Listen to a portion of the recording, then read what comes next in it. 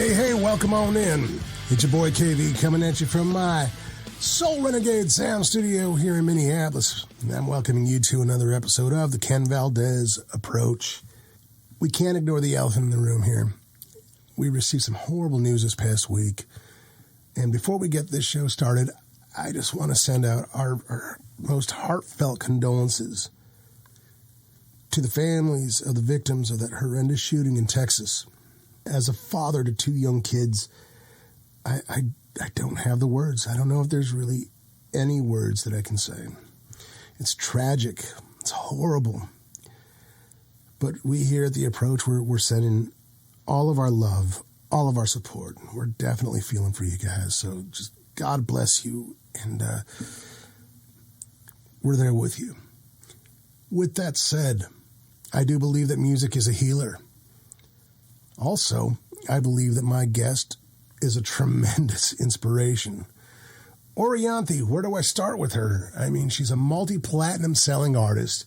She's worked with literally the biggest names in the business, from Michael Jackson to Santana to Steve Vai, you name it.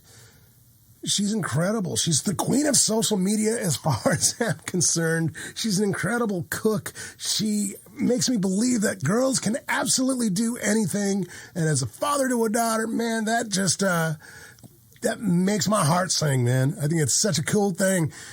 She's amazing. And I think that you're really going to enjoy this. Check out my interview right now with my friend, Orianthi. Hey, well, it's been a long time coming, but I am now here with Orianthi. Hey, Ori, how you doing? I'm doing great. How are you doing? Oh, I'm doing well. A little worse for the wear. You were out last night. I was out last night, and just a late night, early morning. So. Yeah, that's what happened this morning. I got up pretty early, had my 5 coffees, went on a walk, and but last night was great actually. Supporting Women Who Rock with Gibson and the McGee Women's Institute, which is an amazing foundation for women's health. So it was great to be, just there and supporting amongst friends and all of that, the Gibson crew. So it was great. It seems like you do quite a bit of the philanthropy kind of thing. Yeah. So it's obviously important to you. But, I mean, how does that take precedence in your life? Well, when anyone asks me to come along and support something that I, am completely behind, especially with something like women's health or anything to do with like cancer. My mum went through cancer a couple of times. To do with animals, anything that, I can, in a small way that I can just show up and, just be there in support of. I'm there, especially if I'm in town. That's something that I always make time for. And yeah, it's life. It's supporting different causes that help people. I mean, that's what music does. We try to help people with music, and if you've got the time, and as I said, I'm here, and I could do it. So that's what I do as I show up or play shows and all that kind of stuff for different foundations I believe in, for sure. That's so good to hear, and that makes me happy because I enjoy those who give back. Yeah. So that's such a great thing. It's absolutely very important. Very important. Just bringing awareness to things too, especially, my followers on Instagram or Facebook or Twitter, any of the social media outlets I have, and putting things up with these different foundations, getting people to donate or support, it's great to be able to do that.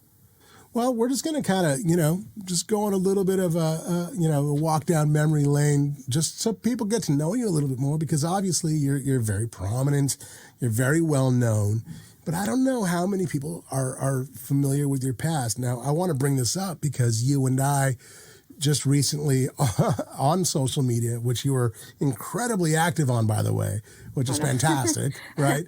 Crazy photos of my cat and guitars and... I've been posting. I post a lot of random stuff. My page is kind of like a variety show. I like the variety show. That's fantastic. Yeah. But I mean, you had posted this. You were on a walk, but your soundtrack of this particular walk was "Secret World Live" by Peter Gabriel. Yes. And that record was just it's incredible. And you and I kind of fanned out for a little bit on that. And I love it. I mean, oh man, Gabriel Genesis. I'm a big fan. I mean, I love it. I love his music. I love how worldly it is. The musicians he plays with, the songs, and especially that concert. Like, I put it on here and there for inspiration. It just makes you feel good. It's one of those uplifting, whether you're listening to it right on a walk or whether you put it on. I have it on my big TV sometimes. People come over and they're like, "Oh, this is great," and I'm like, "Yeah, it is." It's like, watch the musicians, and everyone's like dancing around. It's very festive, and that's what music's about. Yes. It's like, just the energy you feel off that show. It's amazing. Yeah, it's amazing how that transferred.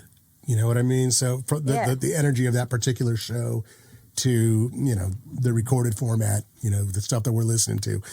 Yeah, it was a magical show, and I'm so glad that was captured. Oh, definitely. So many good songs. So many good songs. In Your Eyes. Oh, The Tree. All those songs. I mean, yeah, they're so good. Yeah. Well, I mean, the reason why I want to go back a little bit, and I really want to kind of dive into you as not just the guitar player. We know that you're an amazing guitar player. I want to get to know you as a fan of music. Yeah. You know what I mean? I'm a big fan of music. I'm a huge fan of it. My dad and my mum had and still have great record collections and, different tastes in music. So I grew up listening to a lot of different things from like Elvis Presley to the Beatles to Frank Sinatra to country, Johnny Cash, Jackson 5, everything. I mean, my uncles would come over, bring over records. So our living room was pretty much, filled with different sounds all the time from Greek music because I'm half Greek. My dad's side. My grandparents are from Greece, so he's playing in Greek bands. So I'm hearing that and going on to weddings and christenings and playing. I've jammed with him when I was like 11 years old. So yeah, I mean, it was just pretty colorful for me growing up, and I sort of felt like I grew up in a time warp. So in the 60s or something or 70s, because I listened to vinyl records and had my guitar and my amplifier, and I didn't have that many friends. I just had my sort of like arty friends or musician friends that would just come over and would jam. And I was that kid that was like that hippie, flower child that would just sit in the back of the room, not even paying attention, but reading guitar playing magazines or something under the desk. Right.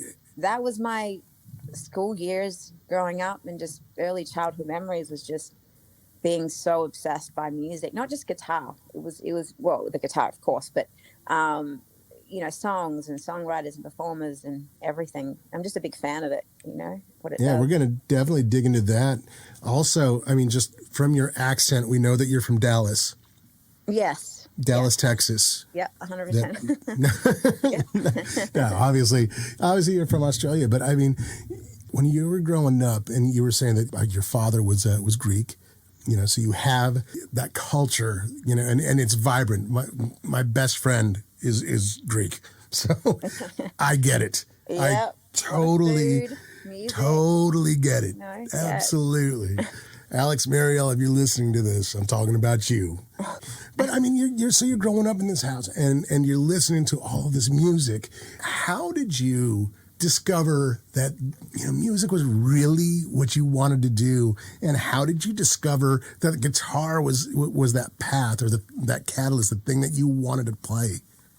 To me, it was just very magical. It's like as a kid, I was obsessed with like Disney films. I was obsessed with just anything that sort of brought this like sense of endless possibilities and imagination. And for me, when I first held the guitar, my dad put it in my hands when I was 6 years old, and he was playing and he put on Hendrix and all these different artists, and I was like, wow, this is amazing, and I just became obsessed completely, like 6 hours a day listening to different records and trying to learn.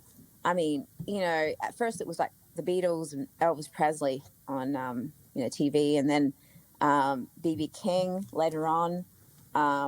And, just trying to get that vibrato like forever, just playing along. And then Santana was the reason why I became sort of like just, so obsessed with the electric guitar, the way that he played, because it was just so amazing and soulful and expressive. and such incredible energy of what he would play, and his note choices and everything. Europa was one of the songs that really hit me. I was like 11 years old. I went to the Dance the Rainbow Serpent concert with my dad, and that was the song that was just like, wow. Like, I told my dad, I was studying classical at the time, said to him, I don't want to play classical anymore, and I'll play electric, because, you know, hearing that just really affected me. And I was just obsessed. I mean, no one could really stop me from like doing, because I just had this whole thing panned out. I said to my parents, that's what I want to do. And yeah, I quit school when I was 15. So I had my first management deal when I was at 15, and just played cover bands, three different cover bands a week, different Australian pubs, and, you know, just playing different shows, radio, made records at home and all that. And yeah, it then came to NAMM when I was like 17. It literally was just, for me, just obsession. And also, aside from that, purpose. Like, I sort of felt like this was my calling. Like, I sort of felt like this is what I'm supposed to be doing, and I want to get better at it. And it's just something that I feel like every year I sort of change, as well as a musician, and hopefully get better as a songwriter, guitar player, inspire more people if I can to play an instrument, as it's just an amazing outlet, and it brings a lot of peace to us, I think, as humans, to not only listen to it but also play it, whether it be for as a profession or as a hobby. Yes, I agree. Yes, yeah, it's wonderful. Yes. I mean, are you self-taught, or did you learn traditionally or schooled? I learned off a lot of different people, from listening to records. My father taught me initially, and then he brought in his friend who was this Greek guitar player. He was like a bouzouki player and classical teacher. Wow. Yeah, and I started to play bouzouki for a minute, but it wasn't for me. But classical guitar, I studied when I was 10 years old. I actually went to a university and studied theory. And at 10? At 10, yeah, I was one of the youngest. Oh my God! Wow. I used to suffer migraines though, because I hated it. There was so much pressure. And then I joined a orchestra. It was a production for Oklahoma, right, that went around Australia. So I was playing in the orchestra pit at 10 years old. Sight reading. Oh, man. Wow. With, all these older musicians, they're like 20, you know, like in their 20s. And it was definitely something where I was like, okay, just like, it was an entire production of Oklahoma. So I was in the orchestra pit playing some of the main guitar things. And, you know, it was an experience. But there's so many different things that I sort of threw myself into at a really young age that just kind of came my way or whatever. And I just was like, it's a challenge, you know, and I just felt like it really has helped me a lot. Sure. And I kind of dig that whole thing of just being thrown into things and try to figure it all out. Absolutely. Yeah. Yes. Yeah. Yes. So, I mean, I guess ultimately it's the drive, the passion, and with you, the work ethic. You put your time in. It's not even just about, you know, paying dues. You paying dues was being in an orchestra pit at 10 years old. Yeah, a lot of dust that was thrown on me. I got slight asthma. Something I remember that. Oh, but you know, just like everything from pubs in Adelaide to getting my teeth chipped and face bruised from microphones and people getting drunk and, you know, PAs putting out and sleeping in barns, in farm, you know, like you play like weddings out in the farms and whatnot in the, you know, and countryside. And, you know, it's just all that kind of stuff is kind of funny, but it's like, it's all to do with, you just play music, you know, and you just get through it all. And at the end of the day, it's learning experiences, but also it's a journey. I mean, everyone's got different journeys. And, you know, right now there's like so much stuff ahead of me that I want to do and I'm doing and things I want to create. And yeah, there's endless possibilities, really. You in particular have led such an interesting life. Career-wise, you obviously have the who's who of names. And I guess before like we even get into any of that, you like, how did you get to the States? Like how did this whole transformation kind of happen with you being out in Adelaide and then you being here in the States and essentially just your break? How did you achieve that? I'm not quite sure, to be honest with you. I told everybody when I was like 7 years old, I'm moving to America. I'm going to sell millions of records and I'm buying myself a Cadillac like Elvis. And, and they were like, okay, like whatever. And, it happened. I bought myself an Escalade. I have sold, a few million records and whatnot with the first one. But you know what? You just set your intentions. But my intention was to make the best music possible, to be able to do what, I don't know, just when I was really young, there was just like no ceiling on anything, when you're a kid. So you sort of just go, all right. And everyone thought I was mad and still do. Um, and now there's like other goals I set for myself, of course, because I mean, back then it was different and the music industry has changed immensely from, when I first came over here.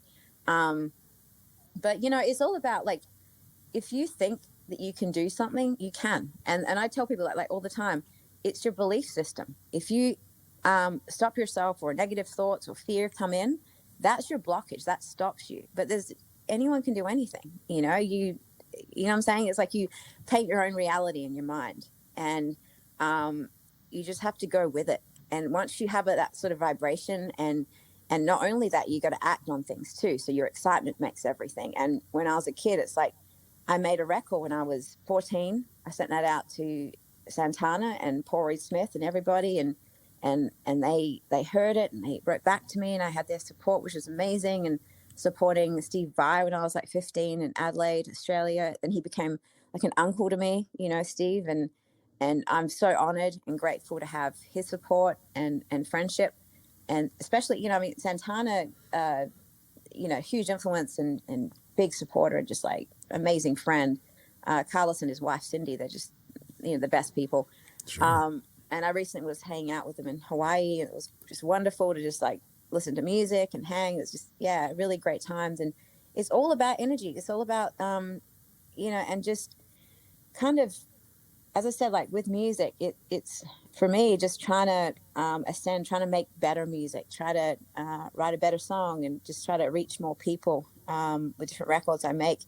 But when I was, I think, getting back to your first question, like your question before was how do I get here to the States, was making a record when I was probably, I think 16, 17, called Violet Journey in my home studio. And I wrote and produced the whole thing. I locked myself away for like 6 months, Wow. drinking a lot of coffee and Diet Coke. My parents were concerned. I didn't sleep. I was like a mad scientist in the studio, and I'd wake up, they would be getting up for work, and I would be basically going to bed and showing them the song that I'd been up all night, recording and writing. And this record kind of just got done. I mixed it myself, played every instrument on it. Wow. And I sent it out to everybody. And that's how I got my record deal with Jimmy Iovine, with Interscope and Geffen. I said to everyone, I was like, I want to live in America. I want to have a career over here, and I want to travel and make albums. And the only way the ticket out of here is to make music, is to make a record that I can send to everybody and see if they dig it, and see if it, I have something that I can, offer the music world somewhat. And that's kind of what I did. So were you just focused, I guess, on being a guitar player, or were you focused on being, I guess, like your own artist, a writer, a performer, a singer, songwriter, whatever? Or was it just being a side person?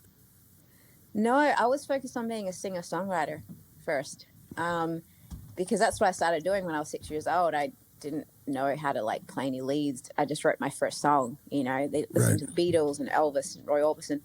So I was more into like writing songs and singing, and that and lyrics. And then it got into really just playing the guitar and leads when I was like 11, studying classical. But my life's been really interesting because I've been, hired as a guitar player and all of that. And I love doing session work and collabs as just a guitar player.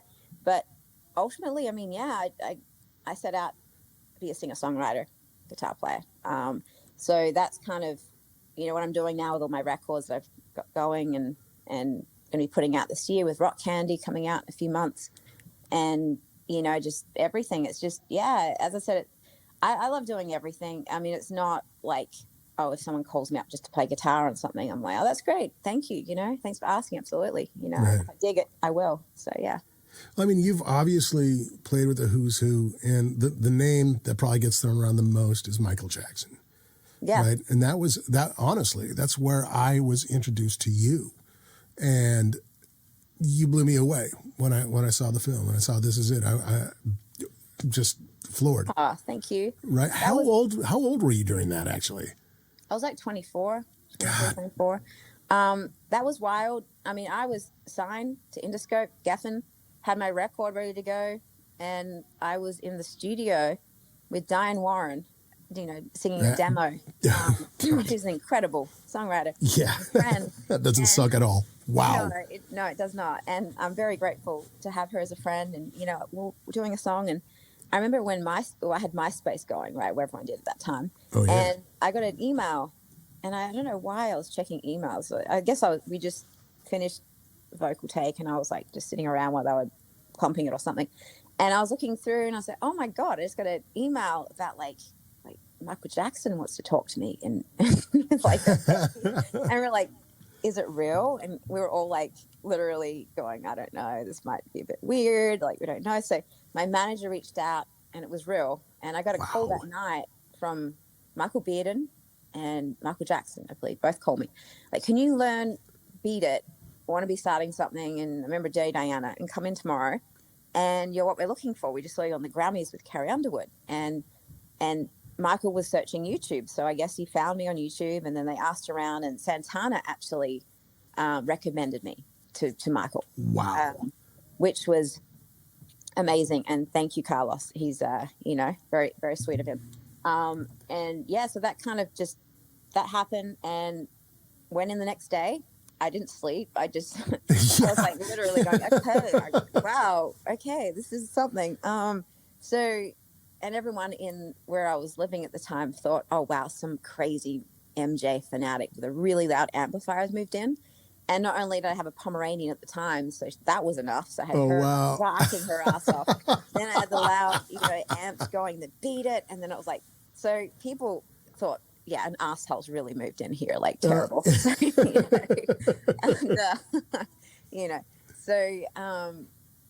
Go in. Michael came in. I remember it was just crazy, wild. He hired us all that afternoon, center staging, and it was epic. It was just amazing to be able to work with him for 3 months. I think it was like 2 or 3 months, something like that, or maybe more. But we were there every day with him, every day. So I am very grateful. Bless Michael. I wish he was with us. Yes. Made amazing lifelong friends from Michael Bearden to Judith Hill to Jonathan Moffat. I mean, these people are just like their family. And it's just, we went through a really crazy time together, that we'll never forget. And the world won't forget either. I mean, it's just wild that everything that happened. And I mean, he was one of the greatest entertainers ever and people and musicians too. I mean, I don't think people really understand how incredible of a musician Michael was as well. Like just how his ear, Right. Yeah. Right. I mean, you read the stories. I mean, and I'm a fan. I'm a total MJ fan.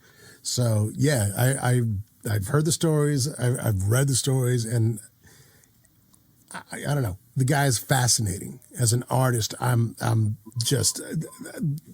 would have a million questions for him, and the fact that I'm talking to you about him, that's amazing to me too. So, it was so wild. And I mean, he paid attention to every detail. I mean, from the dancing to the tones to just everything, every part as well. So, I had to have the right guitar sounds, right guitars, of course, run in and out, amps. He was listening in intensively. And it was just, it was a lot on him too. I mean, that show was pretty crazy. It was very involved.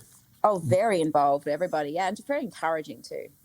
Well, let's go there just for a second. I mean, was there advice that he gave you that still stays with you today? Yeah, just never hold back. Don't have any fear. Just go for it. Just do your thing. And he just believed in all of us, everyone that was chosen for the tour. So that gave me great confidence as an artist, guitar player, all of that, performer, because I became a better performer working with Michael, for sure. I bet. And then after that, you know, going out and promoting my own album, and then working with Alice Cooper, who was an incredible entertainer as well. And so, you know, being part of two pretty like theatrical kind of shows in my life was really cool. Like with Alice, I was with him for about 3 years, and that was wonderful. You know, I played on the Hollywood Vampires record, and we did some live DVDs and stuff together. And yeah, what a great time celebrating Halloween every night. You know, just wonderful. You know, my brothers and sisters, and you know, with Calico and his wife Cheryl, she's amazing. I mean, it was just great. I mean, we're all traveling on the bus together, and I have really fond memories of that. And we all stay in contact still, and they're just great people. And Glenn Sobel plays sometimes with me when he's in town. I grab him, you know, like, Glenn, you got to come in. He played on a lot of stuff for me. The live DVD that's coming out. You know, he came in and killed it. Absolutely amazing. Love you, Glenn. Yeah. So we're definitely going to be going there. I'm curious, I guess, really, because I want to get to know you as the fan, right? Because I mean, you've done so much work for so many people, and like you said, you've sold millions, and you know. Well, with the first album, yeah, I mean that's when records were sold. Right. That was a long time ago. So that was a pop single, and it happened to be, you know, and I don't find that to be like, and I'm not saying out of ego or anything like that. It was actually just the timing. It was a song. It was a connecting moment. It was just things played out right. You know, the right label, the right publicity, management, everything. I mean, it takes a village, you know, and it really does. It's not just one person. It's not like, oh yeah, there's so many amazing artists right now that have hit songs, right? But if you don't have the team, you don't have the right people, the right situation, no one's going to hear it. And that's the sad thing. And that's what's messed up, because, you know, it's like, it's all about just divine sort of timing and everything coming together. So you just kind of hope for that. As an artist, sometimes when you do a song, you go, I want this to connect with a lot of people. Is it going to connect? It's just, as I said, it has to be the right situation for everybody. So. I mean, a lot of times, and it's sad, like you were saying, I mean, talent is only just a part of the equation.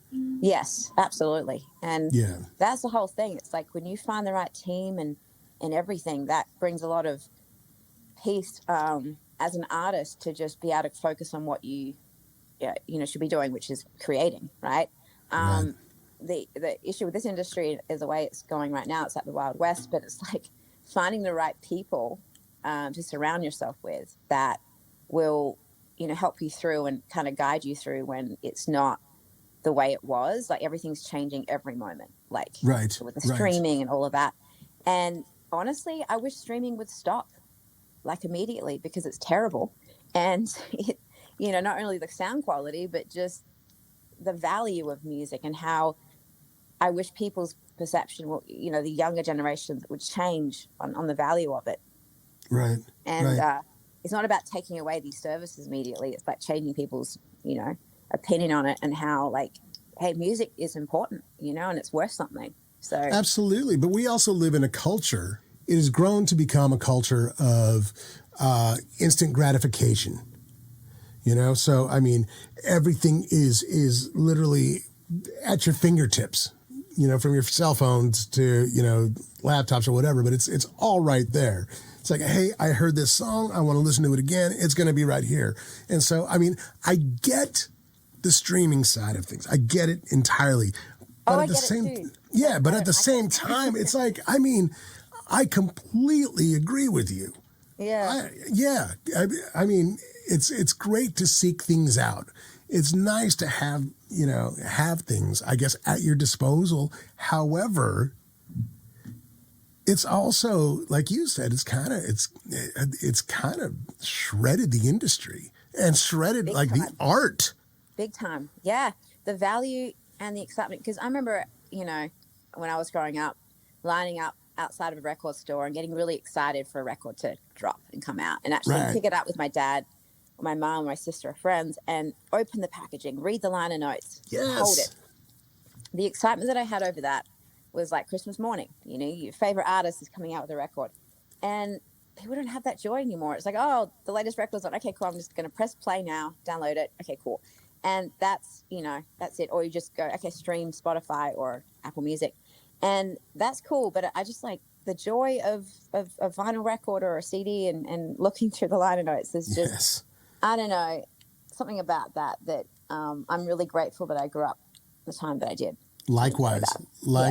I love, learn, who all played on what.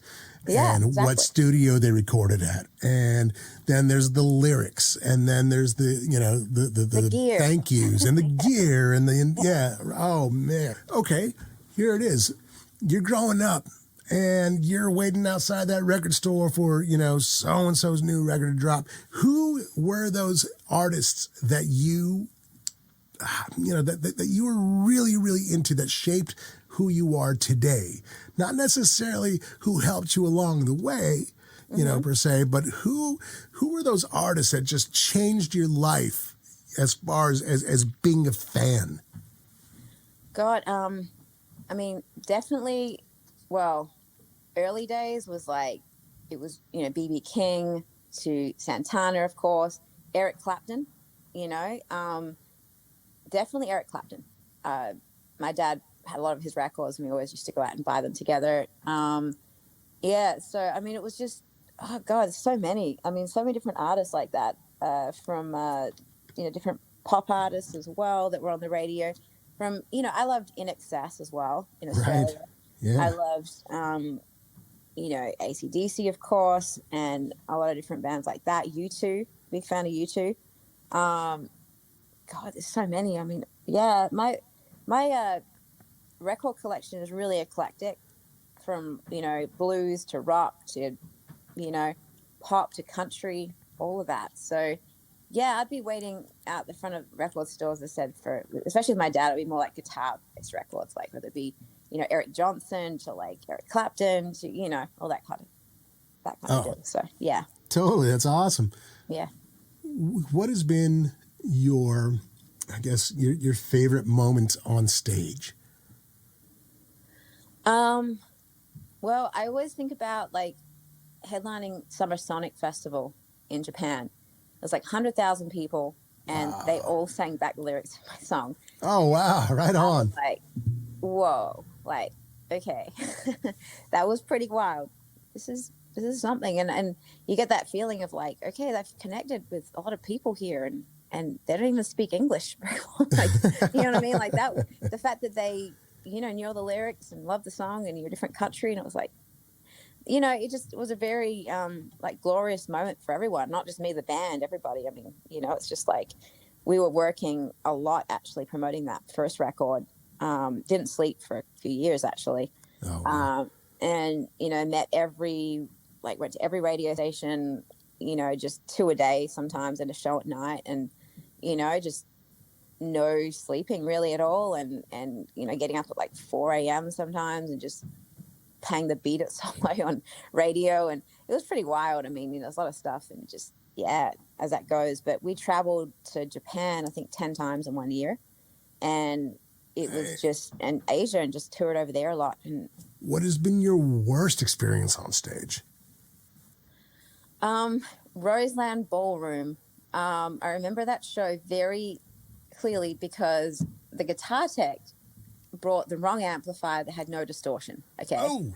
And it was terrible. It was like this horrendous amp that, I don't know what it was actually, but no distortion. It sounded like it was hurting people's ears and like teeth. It was like terrible. It was like high pitched, like treble mids on high. And I was playing for some big radio station and there was all these pop acts. I was the only band, right? We're the only band.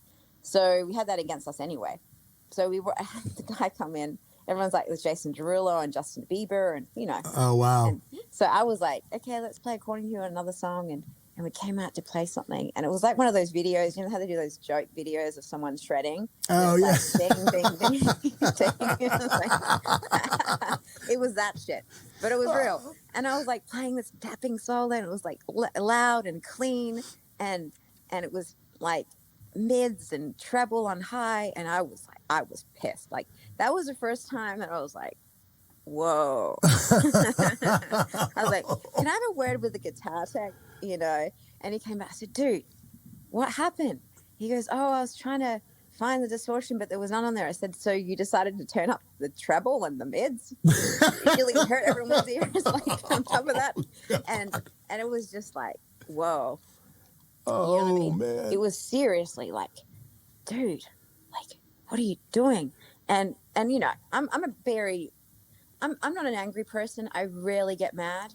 But it takes a lot for me to get to that point. But, you know, and I never yell at people. I just get frustrated and I just go, okay, you know, huff. And I was like, okay, fine, leave me alone. And I remember that was a very interesting evening for everybody. I just want to be left alone. That was just bad. Wow. But the other shows made up for it. But yes, Roseanne Ballroom, we're coming back there, hopefully another time to play it. To make peace with that place, because I got to tell you, I always think about that. But anyway. Because God forbid you know, repeat performance like that. That'd be hell no. I'm with Orange Amps now. Yeah, that's right. Amp. I got my own amp coming out, and I'm very excited. It's a signature amplifier, and I've been working on it really hard with Pat Foley. Love him, bless him. He's a dear friend. And Cliff at Orange, legendary company. Legendary company, yes. Oh, yeah, I'm very honored. And we've been working on this glorious amplifier, which I cannot say too much about, but it's going to be, I think, out by the end of this year or early next year. Awesome. It's something very special. And honestly, no pedals needed. You plug into this thing, it's glorious. And I've played many amplifiers throughout my life, considering my dad is a amp collector, guitar collector, and just, you know, gear sort of freak. So sure. I kind of got that from him. And, you know, having a chance to play through different rigs my whole life too. I've just kind of combined a lot of different things, especially with the way that Orange sounds anyway, right? We just sort of modified it greatly. So I think people are going to really dig it. Yeah. Well, I mean, you also have your signature guitars as well through Gibson and PRS, right? Yes. I'm very honored about that. Yeah, and we sold out. So it was crazy. I know, it was back order still on the J200s. They went really fast. I mean, people really took to them, and I mean, they just make incredible instruments. Gibson and the family are just great. I mean, the whole team, I just love them. And the fact that we got to go to Montana, pick out, I mean, they were like, why are you going for a J200? It's so big. And I'm like, yeah, but the sound, guys, you know, I'm like, Elvis, Johnny Cash. I'm like, yeah, but it's kind of a little large for, you know, I'm 5'5", so it's like, you know, as big as me, but it's kind of, the neck we modified, put a 345 neck on it. Oh, wow. So it's the first hybrid in history of Gibson. Really? Yes, first hybrid acoustic. And it, you know, they've never really done an electric acoustic before, in the sense of even modifying the J200, which I didn't want to be like, you know, an ass and do that, you know what I mean? But it was like having the opportunity to change things and make a signature. I'm like, well, you know, they followed me down the rabbit hole, and I'm very, very glad they did, because it's just this. I mean, my first guitar was red, so that's why it's red. And my dad's 125 Gibson I used to not tell him and take to school, for show and tell, was red. So yeah. God, I mean, I've heard tremendous reviews about that guitar. I wish that I had a chance to play one, because everybody said the same thing, that it was like, it felt so good, you know? And so now hearing that, it makes total sense. And now I want to play one even more. So, It's such a vibe. It really is. It's such a, you know, I love it. It's really comfortable to me. I use it in the studio, I use it live, and it's just really well balanced. LR Bags did an incredible job with the pickup system as well. Sure enough. So we're going to switch from music to a little something different. So again, you're very active on your social media. And one of the things that always catches my eye, you seem like you are an incredible cook. I love cooking. I love it. If I wasn't a musician, I would definitely be a chef, a crazy one, mind you, but I love it. And, you know, my whole thing with that is, well, I'm actually doing a cooking show, and that's coming later, but I'm not going to talk too much about it. Yeah, so, I'm so happy to hear that, because I was like, man, if somebody doesn't offer you a show soon, it's a travesty. Like we're doing one. We're actually shooting the pilot for it pretty soon. But yeah, it's, you know, because I did these reels for fun, as I really wanted the album to come out, Rock Candy, a little sooner. So I was just like, hey guys, nudge the record label, come on, let's put it out. So, but I was just like, aside from that, you know, people have been asking me a lot, can you post some recipes? Because I post photos, right? Right. So I'm like, I saw these reels, and I've been following all these chefs late at night, you know, and I'm scrolling through social media. Most of the things I watch on TV is a Food Network, or I'm looking through different, I know, it's boring. I'm just looking through vegan recipes. And I'm like going, oh, this is cool. And I love the way that they're all animated on Instagram and Reels. So I'm like, I'm just going to do one. And if people think that I'm crazy, that's okay, because people already do. So I don't really care anymore. And once you get past 30, you go, who cares, right? Like in your 20s, you care about what everyone thinks. And now I'm just like, you know what? I'm eccentric. I love different things. You know, as long as I'm entertaining people. And also, aside from that, I'm encouraging people to eat healthier. So if I can do that, great. You know, great.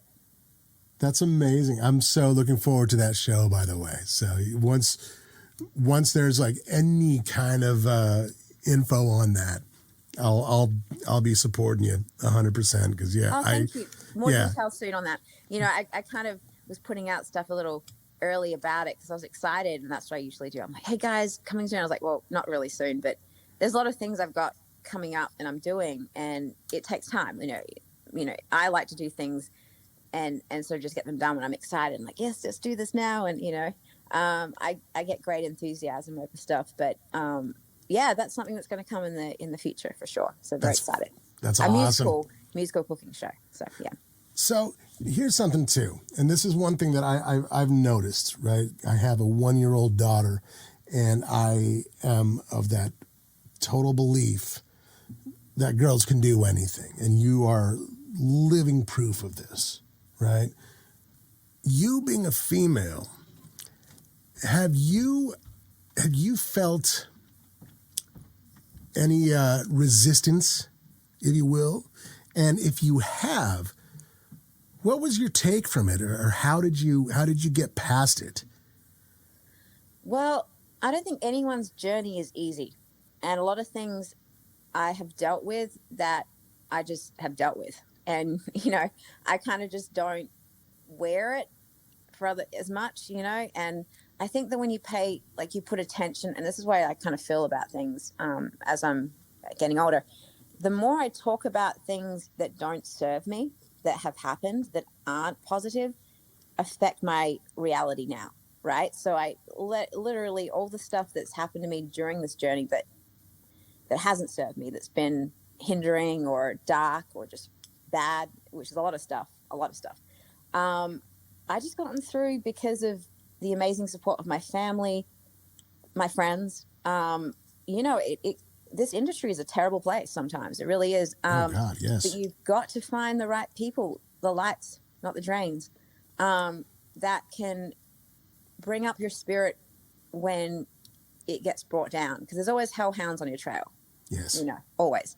Since I picked up the guitar, there was somewhere else. And it's true. You know, listen to Robert Johnson, it's like, yeah, as soon as you pick up, I don't know why, something. And, you know, it's just things to kind of test your character, I guess, see what you're made of, and it kind of molds you into who you are. But this road hasn't been easy by any means. And I've dealt with a lot of stuff that I probably won't really talk about or air anytime soon, because of the fact that it doesn't serve me, you know what I mean, my highest good or anything. And you know, so my voice, if anything, to everybody, to, you know, any female artist or male, everybody, just artists in general, is to continue on, is to think positivity. Don't be brought down by any dark matter, because that's always around. You just choose what channel you want to tune into, you know? Right. That's it. You know what I mean? It's like, I'm not going to put on a depressive radio station and listen to that all day. You know, I want to put on some happy music. I want to, you know, higher my vibration and focus on the things that I have gratitude for, right? Right. Yeah, that's what I always feel. You just pay attention to things that serve you, and surround yourself with situations and people that serve you, or just get out, just leave it be. And I'm just like that. I'm very kind of hippie minded these days. No, I love it. And I think that those words are very potent, very real. Just do not let fear override your excitement. And what about young female artists? What would you tell them? What are words of wisdom for them? Just listen with one ear. I always did, because you got to have your own voice. You got to have your own opinions on things, because you can get so messed up by listening to everybody else. And that's why I feel like everyone has a different outfit to put on you in this industry, especially when you come over to LA, right, to make a record or, write with people and do things. Have a strong sense of yourself, spend time alone with your instrument as an artist, as a person, just know who you are and then go with that.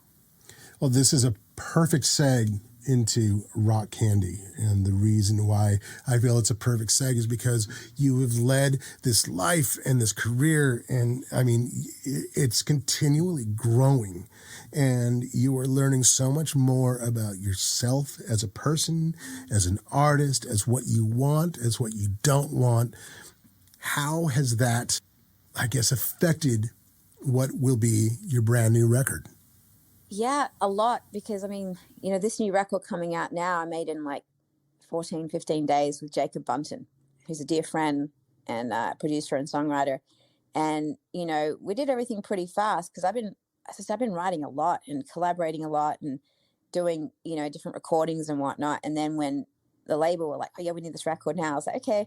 So we just went in, and I had all these ideas that I sort of mapped out myself in my home studio. And then Jacob, as I said, Jacob Bunn is just, he's so fast with everything, and we're friends. So it's easy, right? And it's fun.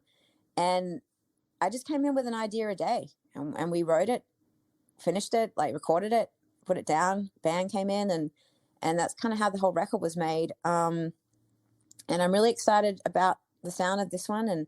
And it's Rock Candy because, it's not the, One True Song like Sammy Hagar. A lot of people are like, oh, did you cover that? I said, no. I love that song, but it kind of sums up the sound, because it's rock, but it's sprinkled with pop, electronic sounds.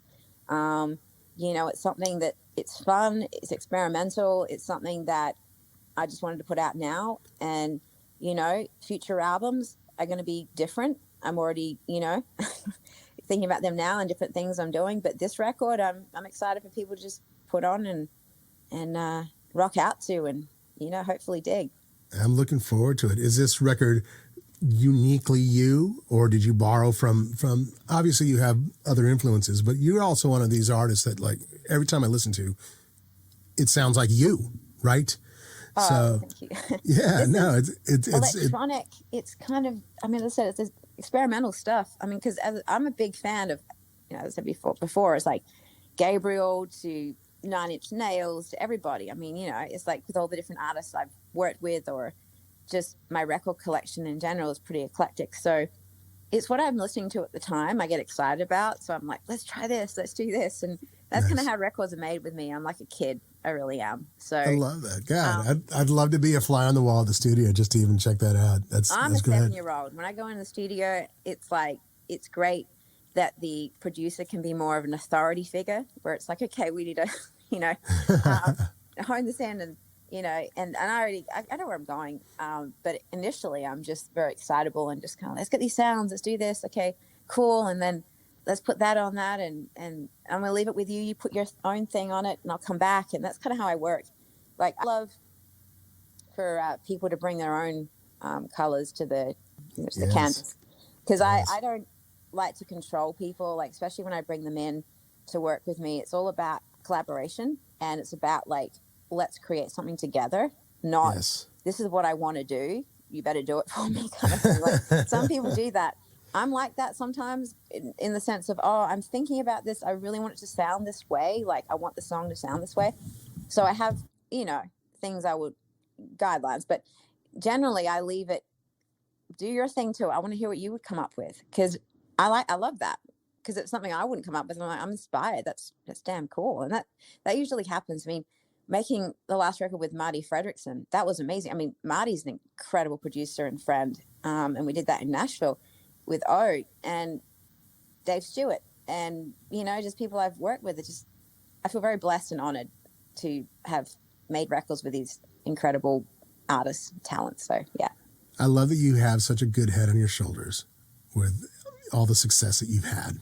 That's well, so you know what? refreshing. It's like I'm Australian. I'm brought up in a way where, like, you know, everything is just like, I don't know, my family, like, just working class kind of thing. We're all just like workers, hard workers. Like, that was instilled in me as a kid. Like, you know, you never stop working. You don't just sit back. You know, and you never, like, there's no ego involved for me. It's all about what's the best for what I'm doing right now, for people to dig and for me to be proud of later, you know? Yes, because at the end of the day, I mean, you got to look at yourself in the mirror, right? And that's kind of the deal. You gotta be happy.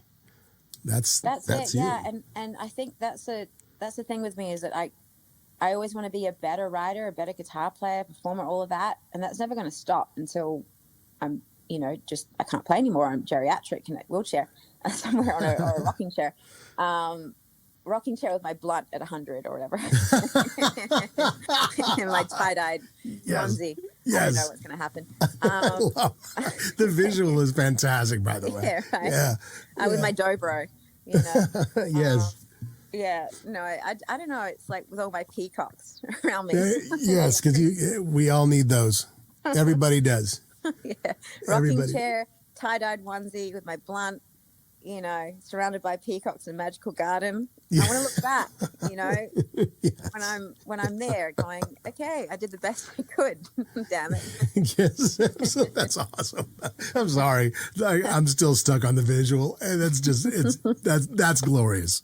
That's glorious, right? Right, just glorious. Yeah. Who are you listening to these days?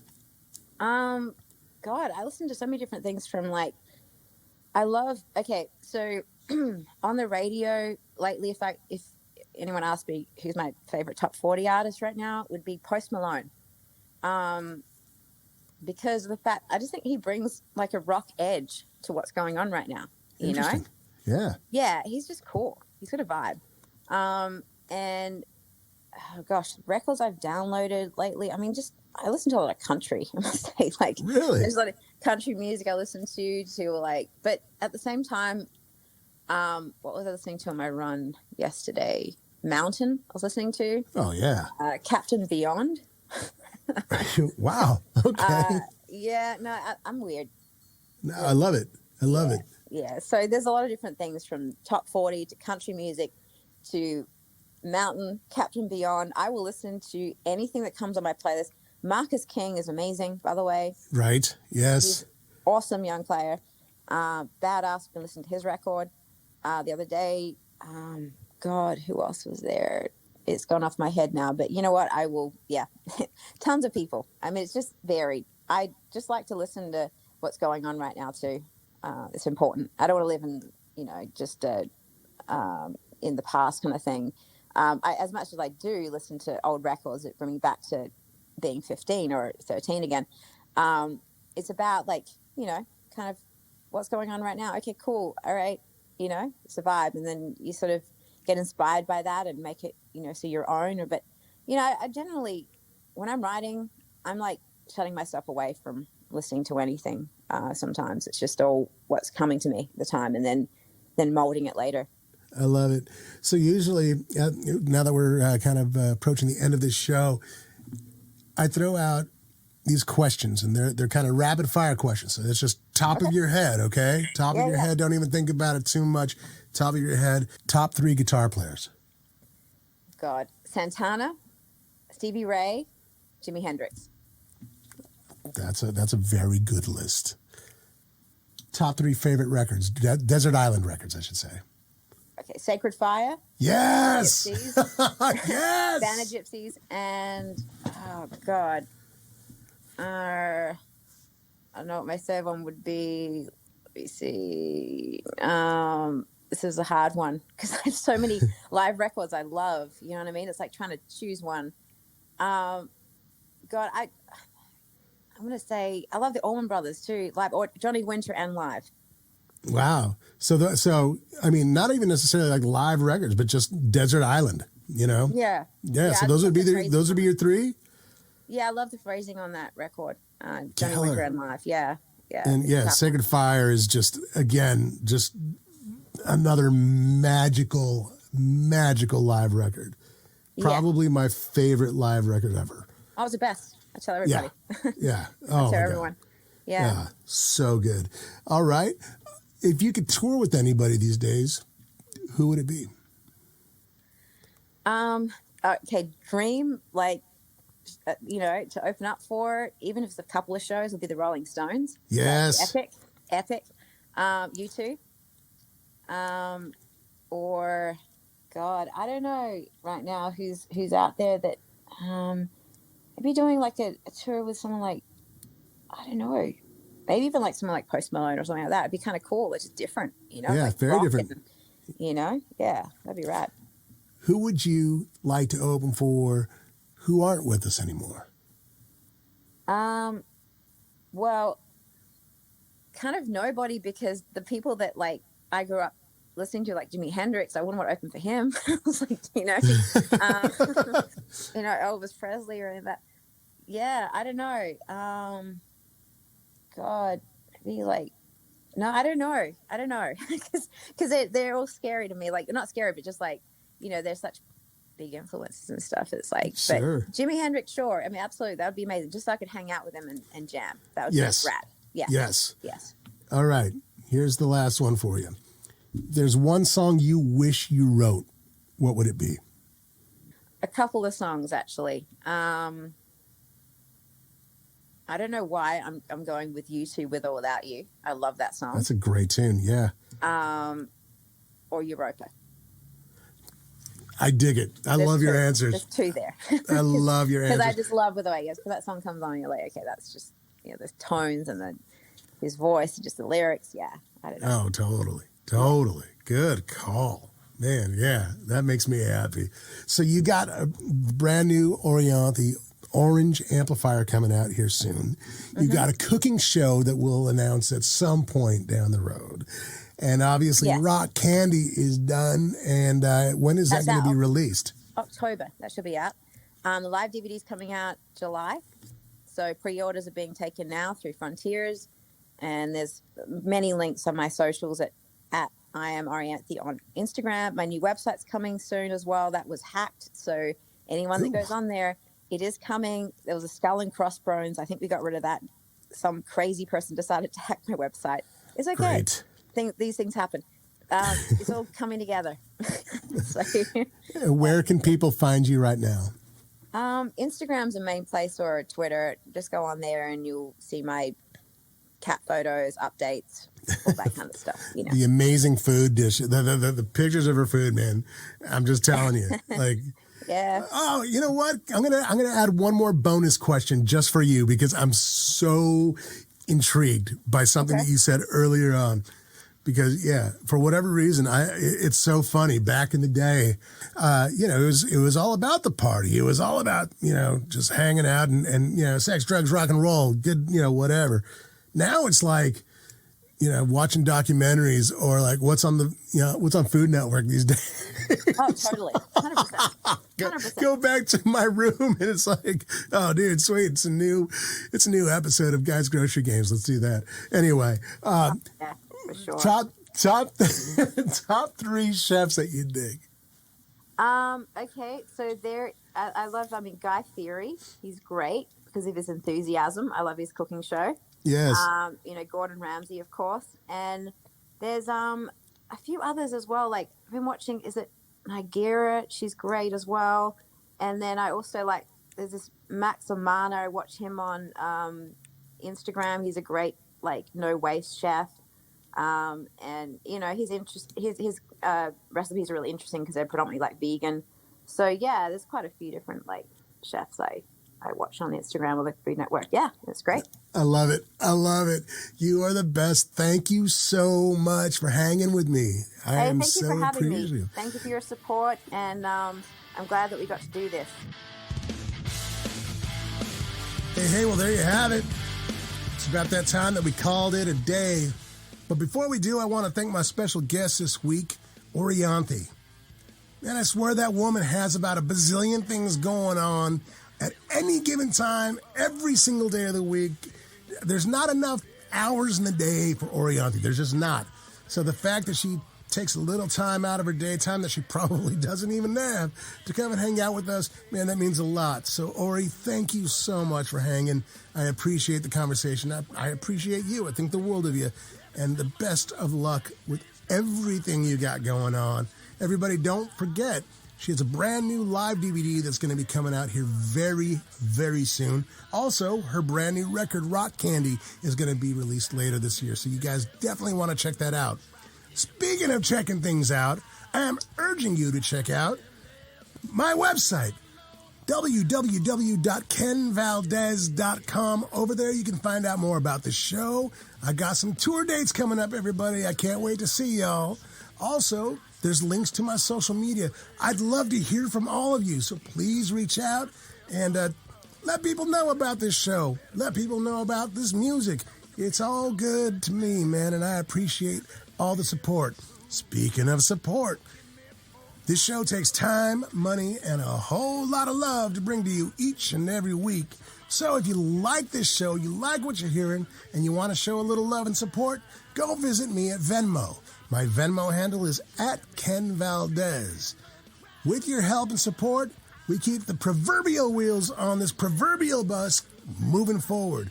Thank you so much for your support.